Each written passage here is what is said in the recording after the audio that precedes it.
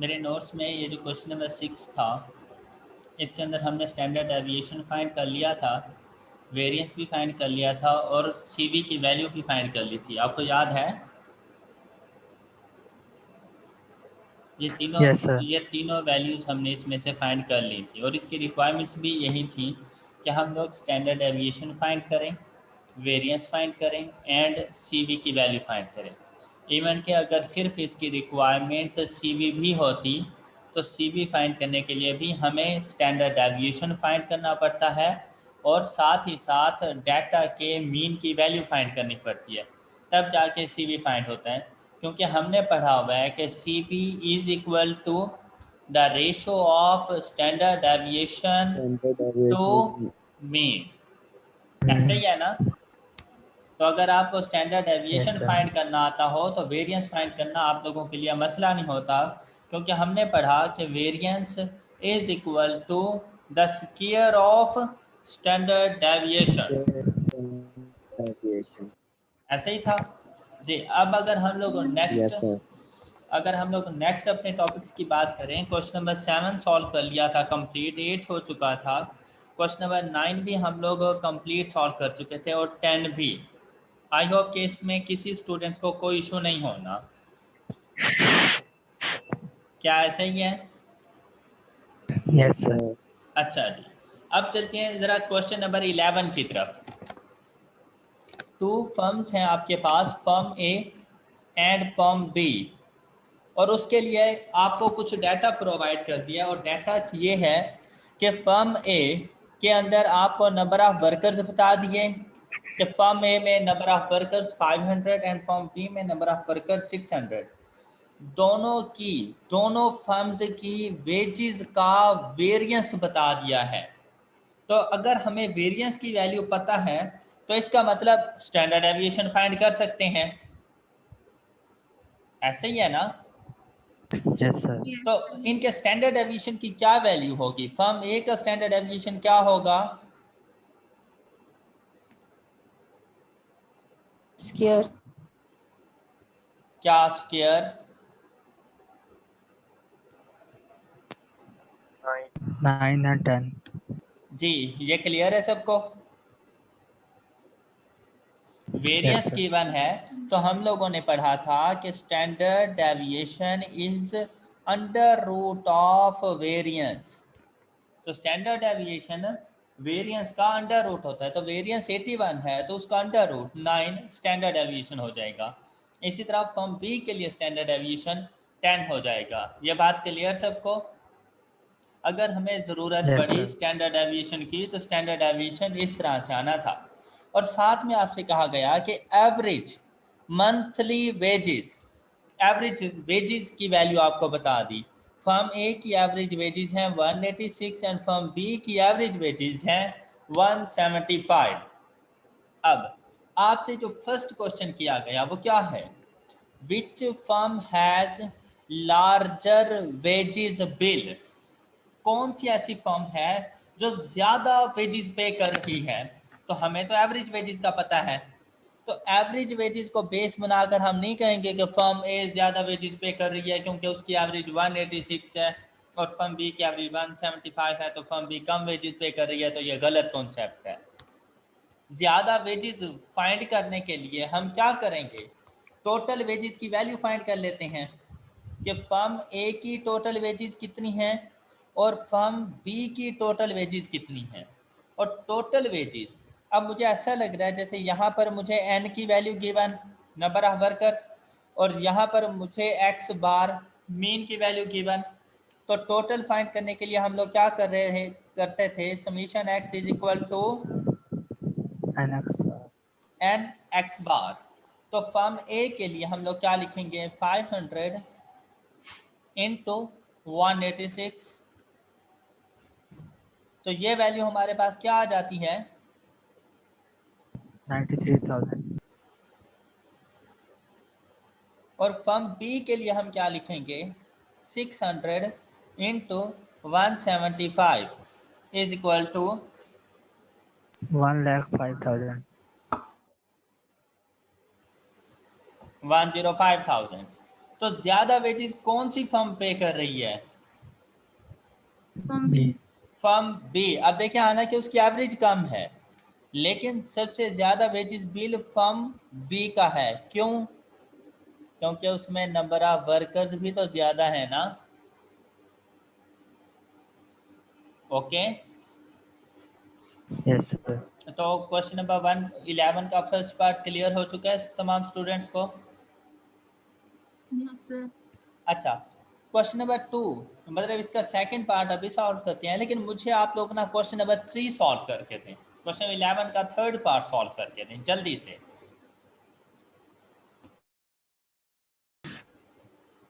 Third part में आपसे पूछा गया है कि आपने एवरेज मंथली वेजेस बतानी है of all the workers in two firms. हर फर्म की एवरेज तो उसने खुद आपको बताई हुई है क्वेश्चन में कि फर्म ए की एवरेज 186, फर्म बी की एवरेज 175, लेकिन उसने कहा है कि तमाम वर्कर्स, दोनों फर्म्स के अंदर मौजूद तमाम वर्कर्स की वेजेस बतानी है। तो बेसिकली फर्म ए को आपने फर्स्ट ग्रुप कंसीडर करना है N1 और उसकी एवरेज को X1 बार, फर्म बी के नंबर ऑफ वर्कर्स को N2 और उसकी एवरेज को X बार 2। तो यहाँ पर आप लोगों ने कंबाइंड मीन का फार्मूला अप्लाई कर देना था और वो हमारे पास आना था 500 इंटू 186 प्लस 600 इंटू 175 ओवर 1100। तो आपके पास दोनों फर्म्स की तमाम वर्कर्स की टोटल जो एवरेज सैलरी बनती है वो है 180. क्लियर है सबको? अब आते हैं सेकंड पार्ट की तरफ, मोस्ट इंपॉर्टेंट पार्ट। अब देखिए सेकंड पार्ट में आपसे रिक्वायर्ड क्या किया गया है? ग्रेटर वेरिएबिलिटी इन इंडिविजुअल वेजेस। Greater variability. अब कभी क्वेश्चन होता है वेरिएबिलिटी का, कभी क्वेश्चन होता है कंसिस्टेंसी का।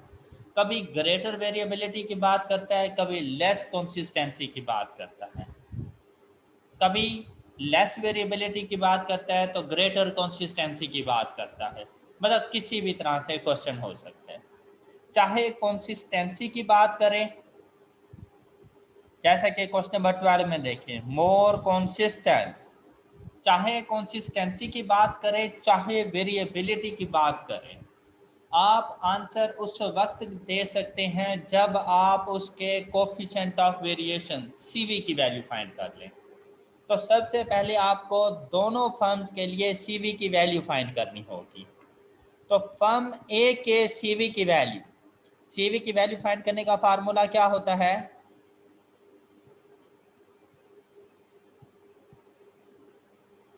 सीवी की Standard value deviation over mean. Over mean. तो फर्म ए में स्टैंडर्ड डेविएशन गिवन था, फर्म ए का स्टैंडर्ड Yes. डेविएशन गिवन था 981 गिवन था, तो Yes, मतलब sir. स्टैंडर्ड डेविएशन ही गिवन है ना, उसका अंडर रूट। और उसके मीन की वैल्यू भी गिवन है, मीन वेजेस 186। तो हमारे पास फर्म ए के सीवी की क्या वैल्यू आ जाती है? 4.83%. 4.83%। फर्म बी के सीवी की वैल्यू फाइंड करते हैं। तो फर्म बी के लिए 10/175। जी बताएं।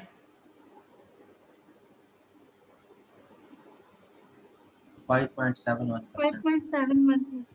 5.71%। आपने दोनों फर्म्स के सीवी की वैल्यू फाइंड कर ली। अब कंसिस्टेंसी की Yes, बात sir. करें या वेरिएबिलिटी की बात करें तो आपको दो इंडिविजुअल्स का, दो फर्म्स का मतलब दो डाटा देगा। हर डाटा के सीवी की वैल्यू आपने फाइंड करनी है और सीवी की वैल्यू को बेस बनाकर आप कंसिस्टेंसी और वेरिएबिलिटी के बारे में बता सकते हैं। क्लियर? Yes, sir. अच्छा, अब अगर सीवी की वैल्यू अगर सीवी की वैल्यू कम हो, अब दो डाटा हैं, दोनों के सीवी की वैल्यू है, तो लाजिम बात है एक ने स्मॉलर होना है, एक ने ग्रेटर होना है, ऐसे ही है ना। अगर सीवी की वैल्यू यस सर। कम हो तो उसके अंदर कंसिस्टेंसी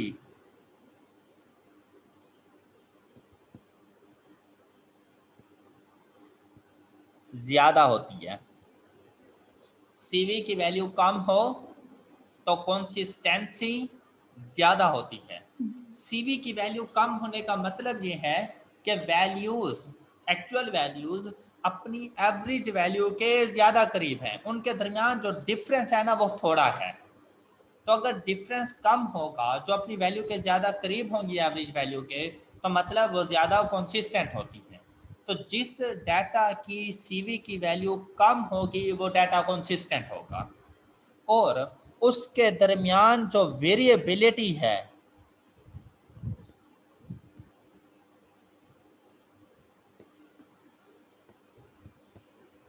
वो, उसके दरमियान जो वेरिएबिलिटी है वो कम होगी। सीवी कम तो वेरिएबिलिटी कम।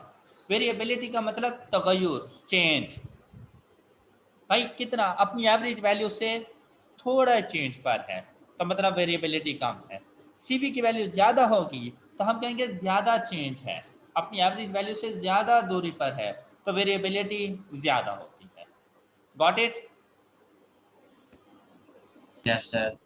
अच्छा बेटा, या तो सीवी की वैल्यू ज़्यादा होगी, अप एरो इंक्रीज को शो करता है और डाउन एरो डिक्रीज मतलब कम होने को शो करता है। सीवी की वैल्यू ज़्यादा हो तो कंसिस्टेंसी कम होती है और वेरिएबिलिटी ज़्यादा होती है। अगर सिंपल वर्ड्स में कहूँ तो बेटा सीवी और कंसिस्टेंसी के दरमियान इनवर्स रिलेशनशिप है, क्या ऐसा नहीं है? CV Yes, sir. And consistency के दरमियान इनवर्स रिलेशनशिप है। अगर ज़्यादा कंसिस्टेंसी पूछता है तो जिस डाटा की सीवी कम हो वो ज़्यादा कंसिस्टेंट होगा। कम कंसिस्टेंट पूछता है तो जिसकी सीवी ज़्यादा होगी वो कम कंसिस्टेंट होगा। लेकिन अगर बात करें वेरिएबिलिटी की तो सीवी एंड वेरिएबिलिटी के दरमियान डायरेक्ट रिलेशनशिप है कि अगर सीवी कम तो वेरिएबिलिटी कम, सीवी ज़्यादा तो वेरिएबिलिटी ज़्यादा। अब समझ आइए आपको ये बात? बेटा ये कॉन्सेप्ट्स क्लियर है सबको? Yes sir. यस तो सर। क्यों ना मैं ये कह दूं कि कंसिस्टेंसी और वेरिएबिलिटी के दरमियान इनवर्स रिलेशनशिप है। Yes sir.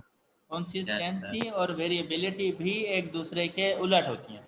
अच्छा, ये जो चीज़ें मैंने आपको बताई हैं ना, ये थ्योरेटिकल पॉइंट ऑफ व्यू से बहुत इम्पोर्टेंट है और न्यूमेरिकली भी बहुत इम्पोर्टेंट है, क्योंकि जब तक इन चीज़ों का पता नहीं होगा आप इसका आंसर ही नहीं कर सकते। अब उसने आपसे क्या पूछा हुआ है, ये देखें क्या पूछा उसने आपसे, ग्रेटर वेरिएबिलिटी। ग्रेटर तो भाई वेरिएबिलिटी। Greater yes. वेरिएबिलिटी किसकी होगी? जिसकी सीवी की वैल्यू ज्यादा होगी। ज्यादा होगी। तो सीवी ज्यादा किसकी है? Firm B. तो हम लोग आंसर कर देंगे फर्म बी। लेकिन अगर इधर ग्रेटर की जगह पे होता लेस वेरिएबिलिटी तो फिर आंसर कर देते फर्म ए। फर्म में। अगर यहाँ पे होता मोर कंसिस्टेंट तो आंसर करते फर्म ए। शाबाश। और अगर होता लेस कंसिस्टेंट तो आंसर करते फर्म बी। Firm B. बात क्लियर हो चुकी है? टोटल ये चार चीज़ें मैंने आपको बता दी हैं। ये देखें, ये वाली चार चीज़ें मैंने आपको बताई, more consistent, less consistent, less variability, more variability, ये चार चीज़ें मैंने आपको बता दी हैं और डिपेंड कर रही होती हैं सीवी की वैल्यू के ऊपर। और आपने सिर्फ इतना याद रखना है कि कंसिस्टेंसी और वेरिएबिलिटी के दरमियान इनवर्स रिलेशनशिप, जबकि कंसिस्टेंसी और सीवी के दरमियान इनवर्स रिलेशनशिप, जबकि वेरिएबिलिटी और सीवी के दरमियान डायरेक्ट रिलेशनशिप है। तो आपको हर एक बात याद रहेगी। तमाम स्टूडेंट्स को क्लियर? किसी को कोई इशू तो नहीं? किसी स्टूडेंट को कोई इशू तो नहीं इस चीज़ में? नो सर, क्लियर है। सर हम चलते हैं क्वेश्चन नंबर 12 की तरफ। बेटा क्या पूछा गया, अब देखें, सिंपल सा डाटा उठा के दिया और आपसे क्या पूछा गया है, who is more consistent. More consistent batsman. ये बिल्कुल ऐसा नहीं है जैसे मेयर ऑफ डिस्पर्शन का टॉपिक स्टार्ट करते हुए मैंने 2 बैट्समैन के स्कोर लिख दिए थे और मैंने आपसे कहा था कि दोनों में से किसको आगे लेकर जाएंगे, और मैंने आपसे कहा था कि इसका Yes, जो sir. डिसीजन है वो अगर नुमान आपसे कह भी दे ना कि आपने मीन की वैल्यू के मुताबिक लेके चलना है तो आपने मीन नहीं फाइंड करना। तो मैंने आपको कहा था कि हम मेयर ऑफ डिस्पर्शन की बेस के ऊपर इसकी जो सिलेक्शन करेंगे, और मेयर ऑफ डिस्पर्शन में क्या था कि हमने कहा था हम ये देखेंगे कि एवरेज वैल्यू अपने एवरेज स्कोर से करीब करीब कौन रन बनाता है। जो अपनी एवरेज वैल्यू के करीब करीब होगा तो बेटा इसका मतलब उसमें वेरिएबिलिटी कम है और उसमें कंसिस्टेंसी ज़्यादा है, तो हमेशा एक कंसिस्टेंट बैट्समैन खेला करता है। तो अब यहाँ क्वेश्चन में कहीं नहीं लिखा हुआ कि सीवी बता दें, स्टैंडर्ड डेविएशन बता दें, मीन बता दें, कुछ नहीं लिखा हुआ। लेकिन अब हमें तो पता है ना कि अगर कंसिस्टेंसी बतानी है तो CV of batsman A find करनी पड़ेगी and CV of batsman B find करनी पड़ेगी। क्या सही है बेटा? क्या ऐसा ही है? Yes, sir. अच्छा, और सीवी फाइंड करने के लिए किन Yes, चीज़ों की sir. ज़रूरत है? Standard deviation and Mean. Mean. Standard तो deviation mean. और इधर से भी स्टैंडर्ड डेविएशन एंड मीन की ज़रूरत होगी। Mean. क्लियर? Yes, sir. अच्छा, अब क्या करना है हम लोगों ने? Yes. भाई मीन क्या कैलकुलेटर पे फाइंड हो सकता है? Yes, sir. अच्छा, Yes. डाटा बड़े गौर से सुनिएगा लेक्चर। डाटा ए के लिए मैं आपकी हेल्प कर देता हूँ, ठीक है? तो डाटा बी आपने खुद से फाइंड करना है। तो अब आप ऐसा करें कि सबसे पहले बैट्समैन ए का ये जितना डाटा है कैलकुलेटर पे सेव करें, जैसे मीन फाइंड करने के लिए हम लोग करते थे। तो मेरे साथ साथ ज़रा चलिएगा, ऑन करने के बाद सेटअप की ऑन के बिल्कुल साथ वाली की, तो 3 नंबर पे स्टैटिस्टिक्स और 1 नंबर पे 1 वेरिएबल। जैसे आपने क्या फ्रीक्वेंसी ऑफ है? Yes sir. Yes. Yes, sir. जी, और ऑफ ही होनी चाहिए क्योंकि यहाँ पर हमारे पास फ्रीक्वेंसी में तो डाटा है ही नहीं। Yes, अब sir. एक्स के कॉलम में ना बेटा ये मिस्टर ए का सारा स्कोर लिख दें, मिस्टर ए के स्कोर लिख दें।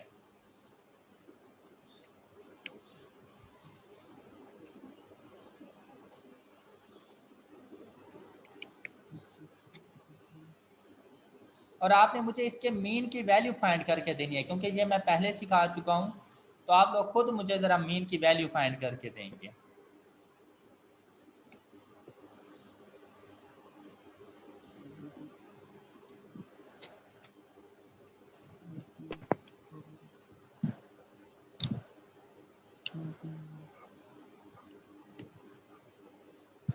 जल्दी करें बेटा, इतना टाइम नहीं वेस्ट करना, तो फिर फायदा कैलकुलेटर पे सॉल्व करने का। 50 आया सर। कहीं मेरी चीटिंग तो नहीं की कि सर ने 50 लिख दिया तो हम 50 ही लिख दें? सर कौन सा No, गलत सर, बताने 50 वाले है। हैं? सर आज तो मैंने जल्दी कैलकुलेट कर लिया है। चलें, गुड, शाबाश। देखें इंप्रूवमेंट आ रही है ना, यही मैं चाहता हूँ। गुड। जी सर। अच्छा, अब देखें बेटा स्टैंडर्ड डेविएशन हमें चाहिए, तो स्टैंडर्ड डेविएशन का कौन से वाला फार्मूला यूज करें?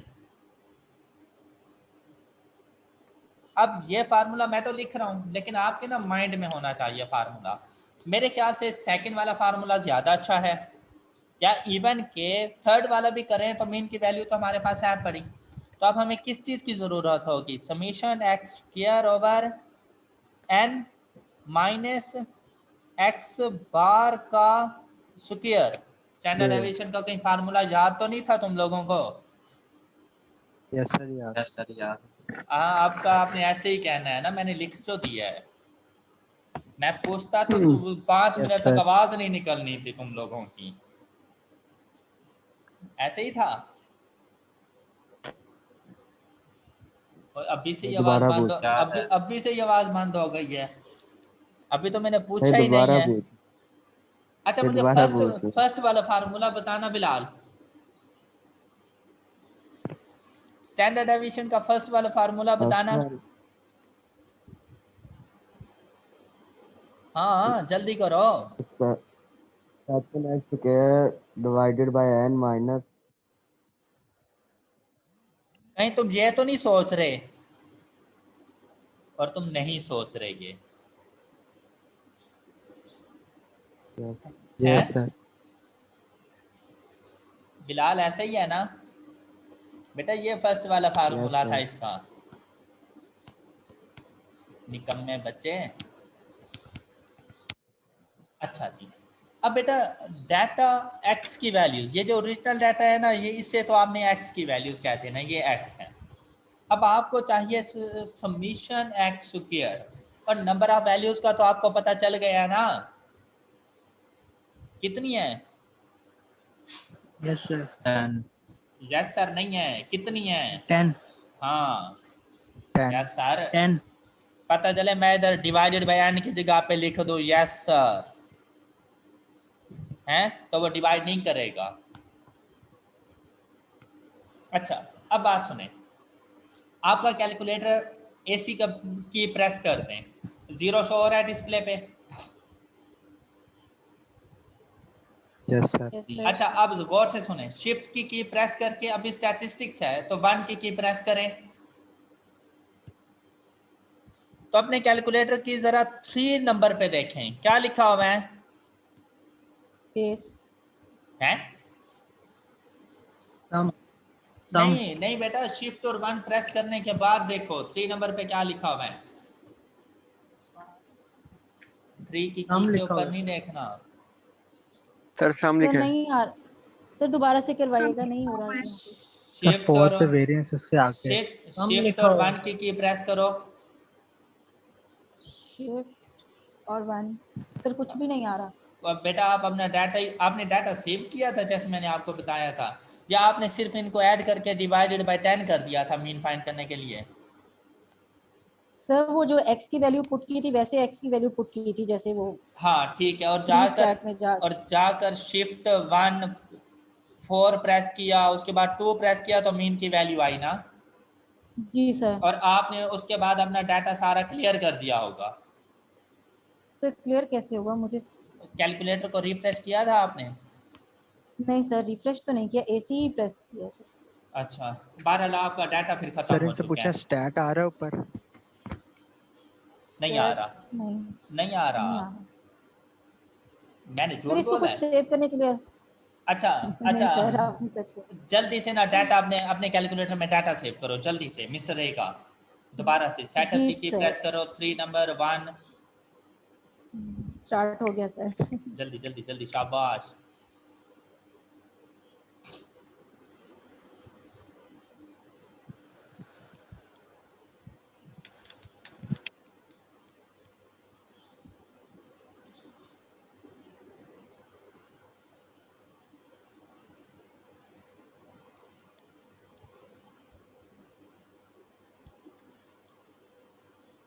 हो गया सर। गुड, शाबाश। एसी की प्रेस कर दो। जी सर हो गई। एसी ऑन हो गया है? जी सर। ठंडी ठंडी हवाएं आ रही हैं? नो सर, जीरो नजर आ रहा है। अच्छा, अब शिफ्ट और 1 की प्रेस करें। शिफ्ट 1, जी सर अब डाटा आया, सम 3 नंबर पर है। 3 नंबर पे सम नजर आ रहा है, 3 की प्रेस कर दें। जी सर हो गई। जब 3 की प्रेस की तो 1 नंबर पे मिल रहा है समीशन एक्स स्क्वायर, और 2 नंबर यस पे सर। आपको मिलेगा समीशन एक्स। जी सर। वाह, मजे हो गए ना? तो अब आपको कुछ नहीं फाइंड Yes, करने की sir. जरूरत, आपने सिर्फ अपने कैलकुलेटर को डाटा बता देना है। समीशन एक्स भी यही आपको खुद बताएगा, और समीशन एक्स स्क्वायर भी ये खुद बताएगा। अब आपको समीशन एक्स स्क्वायर चाहिए, यस सर। Yes sir. तो 1 की प्रेस करके इज इक्वल टू कर दें। सर समीशन एक्सेस पर हमारे पास 42,498 वाह, तो मेरे जी, पास सर, भी मेरा यही आना चाहिए था फिर। यही आ रहा है सर। हाँ बस यही है। ओके, डन हो गया। जी सर। तो समीशन एक्स स्क्वायर हम इसी तरह फाइंड करेंगे। ऐसा नहीं है कि मैं 12 का स्क्वायर प्लस 115 का स्क्वायर प्लस 6 का स्क्वायर प्लस यूं भी करूं तो सेम यही रिजल्ट है। तो अब ये है कि एक ही मरतबा डाटा बताना पड़ा और समीशन एक्स स्क्वायर हमारे सामने आ गया। दोबारा से AC की प्रेस करें, शिफ्ट 1, सम पर जाएं 3 नंबर और जरा समीशन एक्स फाइंड करें। 500। 500। अगर मैं यहाँ पे एक्स बार ना लिखा हुआ होता और दूसरा फार्मूला होता जिसमें हम लोग लिखा करते हैं समीशन एक्स ओवर एन, तो मैं समीशन एक्स की जगह पे 500 लिख देता। क्लियर? जी सर। AC की प्रेस कर दें, शिफ्ट 1। अब सपोज कि आपको नंबर ऑफ वैल्यूज का नहीं पता, कितनी सारी वैल्यूज आप भूल गए, पता नहीं कितनी थी, तो 4 की प्रेस करें, शिफ्ट 1 4। तो फर्स्ट नंबर पे देखें n की वैल्यू है, Yes, sir. तो कितनी है n की वैल्यू? 10. 10। शाबाश। तो 42498 डिवाइडेड बाय 10 माइनस 50 के स्क्वायर का whole under root standard deviation मिल जाएगा।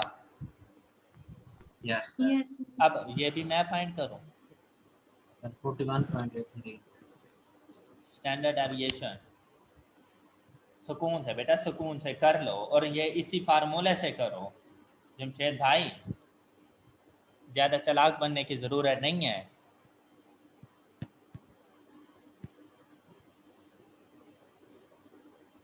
हाँ जी, स्टैंडर्ड डेविएशन आ गया आप सब लोगों के पास 41.83। Yes sir.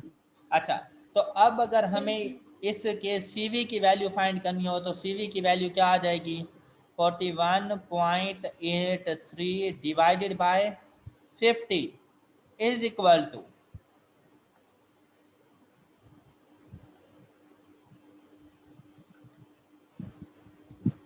0.8 मल्टीप्लाइड। 0.8366। हाँ, तो मल्टीप्लाइड बाय 100 कर दो ना, परसेंटेज का साइन लगाने के। Yes sir. 83 83.66। तो हमारे पास बैट्समैन ए के CV की वैल्यू है 83.66। Got it? Yes, sir. Yes sir. जल्दी से बैट्समैन बी के लिए वर्किंग करें और मुझे इसके CV की वैल्यू बताएं, जल्दी करें। अच्छे तरीके से डाटा सेव करें, उनके सम फाइंड करें, फार्मूलाज में पुट करें, और फिर मुझे CV की वैल्यू फाइंड करके देनी है आप लोगों ने। अपने कैलकुलेटर को क्लियर कर दें, ज़रा मेमोरी रिफ्रेश कर लें इसकी मेमोरी को।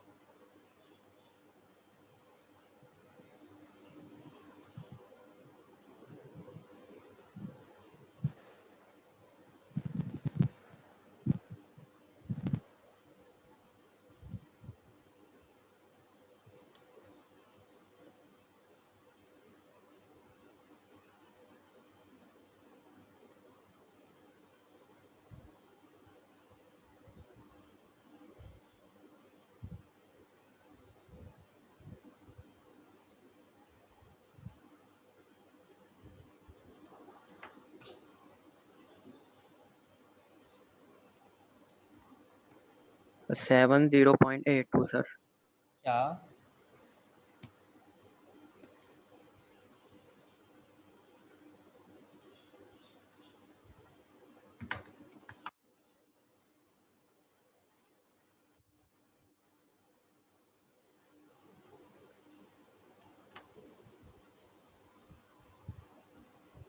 सर 70.82%। 70.82%.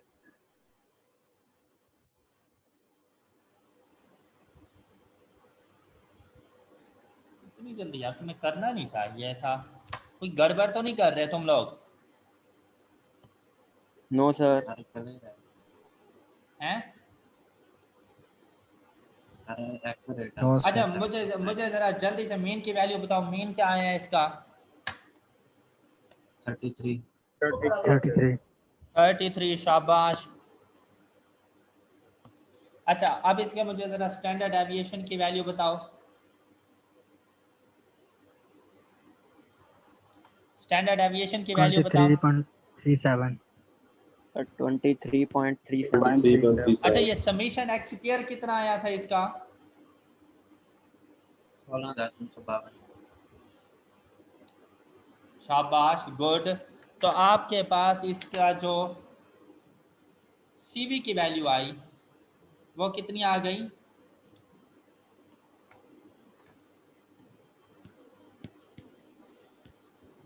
$70.8. 70.82%। अब देखें, बैट्समैन 82%. B Yes. के सीवी की वैल्यू है 70.82, बैट्समैन ए के सीवी की वैल्यू 83.66। हमने मोर कंसिस्टेंट देखना था, तो कौन कंसिस्टेंट होता है ज्यादा? जिसकी सीवी ज्यादा हो। इसकी कम हो. शाबाश, तो किसकी सीवी कम है? B. तो batsman B is more consistent. Got it? Yes, sir. Tahreem बेटा, बैट्समैन बी की सीवी कम है तो वो ज्यादा कंसिस्टेंट है। ओके बच्चे, ये क्वेश्चन नंबर 12। इस किस्म के बहुत से क्वेश्चन आई के आपने पूछ लेने हैं तुम लोगों से, और तुमने फिर आंसर कर देनी है उसे।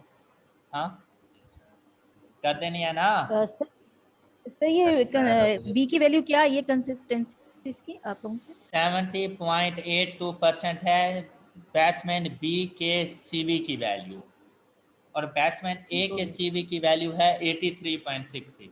हमने बताना था मोर कंसिस्टेंट बैट्समैन। तो मोर कंसिस्टेंट कौन होता है? जिसके सीवी की वैल्यू कम हो। हाँ, डर डर के क्यों बता रही हो? कम हो। अच्छा जब बताओ ना, जिसके सीवी की वैल्यू कम हो वो ज्यादा कंसिस्टेंट होता जी है। सर, जी सर, सही हो गया। डन? जी सर। अच्छा जी, अब आपके कैलकुलेटर में डाटा सेव है, ये जरा समीशन एक्स देखना। शिफ्ट 1, क्या वो सब कुछ ओपन हो जाता है? गौर से सुन लेना भाई। Yes, sir. शिफ्ट 1, 4 की प्रेस करें। फर्स्ट नंबर पे क्या लिखा हुआ है? N. 4N। सेकंड नंबर पे क्या लिखा हुआ है? Mean. X mean. bar. तो मीन इधर ही से फाइंड करते थे ना? Yes, sir. हैं? तो बेटा ये जो थर्ड नंबर पे आपको साइन नजर आ रहा है ना, ये वाला, ये हमारे पास स्टैंडर्ड डेविएशन है। ये डाटा का स्टैंडर्ड डेविएशन है। तो कोई फार्मूला नहीं याद करने की जरूरत। 3 की प्रेस करके इज इक्वल टू कर दो, तो 20